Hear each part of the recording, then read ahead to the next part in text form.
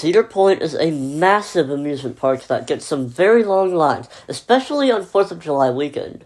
In this video, I'm going to tell you how I was able to get on every roller coaster at Cedar Point. I had the ability to ride every coaster, though I chose not to ride Millennium Force because I was exhausted, and wanted the next day at the park to be just as good. Anyways, you might be thinking, it's easy, just get a fast pass. I actually didn't have a fast pass for that day. This video will show you how I had the ability to ride every coaster in less than 9 hours without a fast pass on 4th of July weekend at Cedar Point.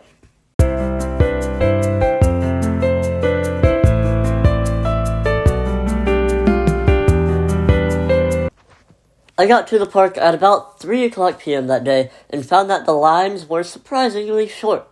Not like extremely short, but I didn't have to wait as long as I was expecting. I started off the day by entering the park through the Magnum Gate from Cedar Point's Hotel Breakers, and then the first ride that I rode was Magnum XL 200, which ended up waiting about 15 minutes for. The ride operators were extremely fast on the ride, and the ride has an extremely high capacity with 36 riders per train, so didn't have to wait too long.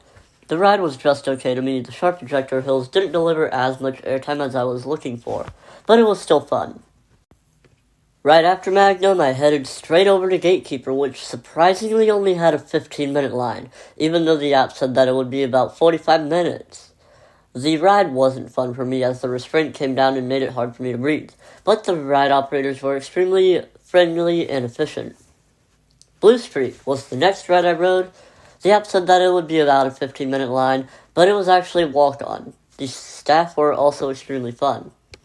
The fourth ride I rode that day was Valraven, which was the dive coaster at the park.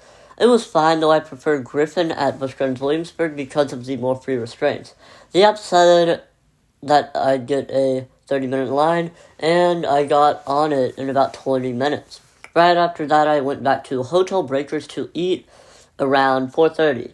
That way, I would beat out the crowd right before they all ate dinner. So whenever dinner time actually came, the rides would have shorter lines and I could just ride a bunch of rides. I headed back over to the front of the park to get my ride on Raptor, the park's B&M invert. The park app said that the line would be about 45 minutes, and it ended up being about 10 minutes. So that's really good, ride operators. Because I was done with the front half of the park, I started going along the park's Millennium Midway, where I rode Iron Dragon, which the app said that it would be about 10 minutes. I ended up waiting about 10 minutes, so the app was right on par. Iron Dragon was kind of boring, but it's a good first introduction to an invert for kids. I headed right next door to Rougarou, which ended up breaking down right before I got on it. While I waited for about 20 minutes for it to open, a person who probably saw my shirt walks up to me, and he's actually mute, so he uses a phone to communicate. And we first talk about California's Great America closing. He was another coaster enthusiast just like me, so we got along just fine. Rougarou opened back up, and we could just walk right on. We sat next to each other and rode. I enjoyed the first half, though the second half could use some track work.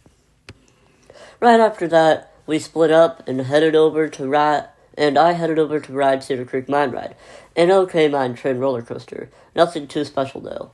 This was probably the longest line I had to wait in all day, except maybe one other coaster. Gemini, the next coaster I rode, while I was waiting in line, it broke down, and by this time it was probably around 8 o'clock. The blue side of the ride had gotten stuck on a braking section, but it got released, so I rode both sides. The actual line was probably about 5 minutes, so it was pretty short. By the time I got off, it was around 8:30, so I headed over to Corkscrew and rode the painful, horrible roller coaster.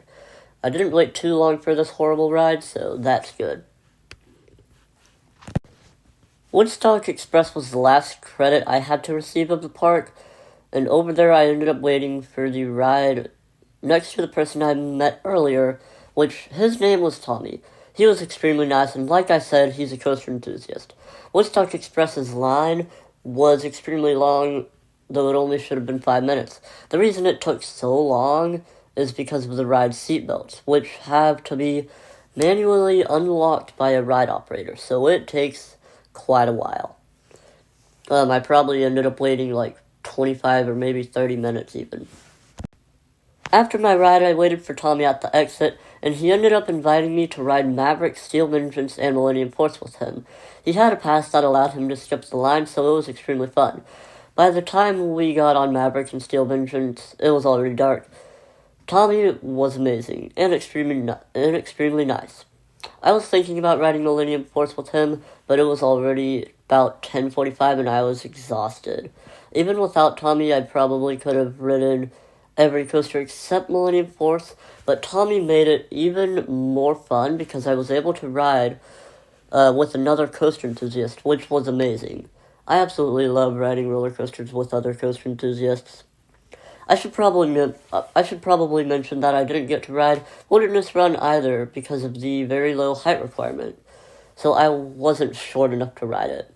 Same with Thrill Dragster, which was closed while we went.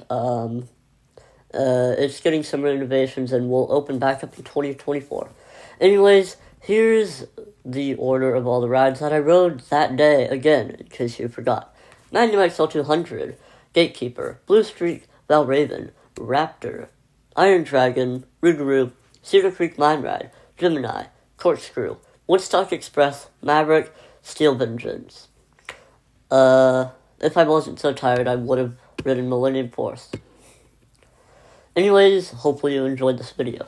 If you got to the park about 2 minutes earlier this year or in 2024, you could ride every coaster, including the new Wild Mouse and the renovated Thrill Dragster. You'd have to get there probably around 1 o'clock p.m. Anyways, that's going to wrap up this video. I hope you enjoyed. If you found this video useful, make sure to subscribe to Stormy Coasters and like this video.